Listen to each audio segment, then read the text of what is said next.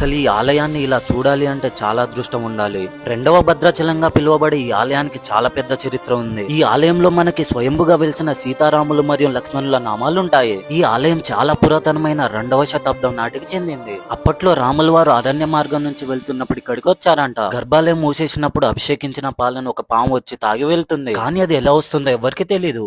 అండి ఆలయంలో తవ్వకాల్లో దొరికిన పురాతనమైన విగ్రహాలు కూడా ఉన్నాయి. అండి ఆలయం చుట్టూ అన్ని దిక్కుల ఆంజనేయ స్వామి వారు రక్షణగా ఉంటారు. అండ్ ఇక్కడ రాయి మీద చెక్కి ఉన్న చాలా దేవుళ్ల విగ్రహాలను కూడా చూడొచ్చు. ఈ ఆలయం హైదరాబాద్ నుండి 126 కిలోమీటర్ల దూరంలో సూర్యాపేట జిల్లాలో ఉన్న ఫణిగిరి అనే ఊర్లో ఉంటుంది. ఈ ఆలయం పాము ఆకారంలో ఉన్న కొండ మధ్యలో ఉంటుంది. పాము అంటే ఫణి, గుట్ట అంటే గిరి, అందుకే దీన్ని ఫణిగిరి గుట్ట అని పిలుస్తారు. అండ్ ఈ ఆలయంలో ఉన్న కోనేరులో నీళ్లు ఎప్పుడు ఎండిపోవు. అండ్ ఈ గుట్ట పైకి ఎక్కితే కరెక్ట్ గా ఆలయం పైన పెద్ద పెద్ద రాళ్లు ఉంటాయి. కానీ వాటికి ఏ సపోర్ట్ లేకపోయినా కింద పడకుండా ఉంటాయి. వాటిని సీతమ్మ వారే ఆపుతున్నారని నమ్ముతారు. అండ్ ఈ గుట్ట పైన 4వ శతాబ్దానికి సంబంధించిన